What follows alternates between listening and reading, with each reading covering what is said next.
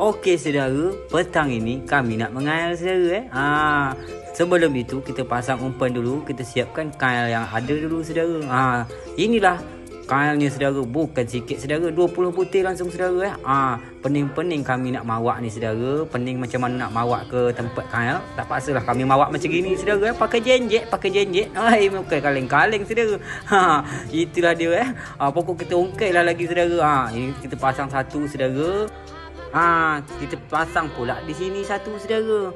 Pokoknya sepanjang parit ni kita isilah semua yang ada saudara. Mentahun entah apa binatang ni ada dekat parit tu saudara. Pokoknya kita letak je lah. Ini satu lagi saudara. Kita terangkanlah barang ni dulu saudara. Semak-semak ni. Biasa ikan banyak dalam semak-semak ni saudara. Entah ikan kepala apa yang ada terang dalam tu. Okey saudara. Dah selesai saudara. Jangan lupa saudara, kita tontonlah terus saudara. Kita baliklah dulu. Dah malam ni saudara. Aku tengok saudara, ada makan saudara. Mak apa bawa sangkut saudara. Tercampak saudara. Meleset saudara, bukan jeki dia saudara. Alamak saudara. Menangis aku saudara. Saudara makan awak bersusah payah lagi petang sampai ke madam saudara. Tak dapat juga saudara. Begitu nak sangkut aja saudara. Tengok saudara. Aduh mak luar biasa saudara.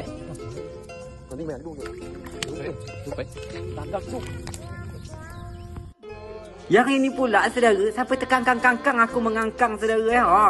Parit tak tanggung betul lagi saudara. Koyaklah celana aku saudara. Barang bukan ada. Tengok saudara, angkat habis umpan. Sikit-sikit angkat habis umpan. Pening juga kami mikir saudara. Sampai tengah malam senter. Tengok saudara, botol bergerak pun tidak, kena gigit pun tidak di ikan saudara. Entah ke manalah pergi ikan ni saudara. Pening aku nak mencari dah. Gagai brother banyak-banyak sampai 20. Dah 20 butir kami pasang sepanjang parit ni saudara. Tapi satu pun tak ada yang kena. Aku selamat orang aku kawan dia ni mungkin tak ada money budget. Makanya itulah maka tak dapat paku betul kat orang ni. Penat aku masang menunggu sampai lagi siang sampai malam Tapi tak ada dapat dia. Macam mana?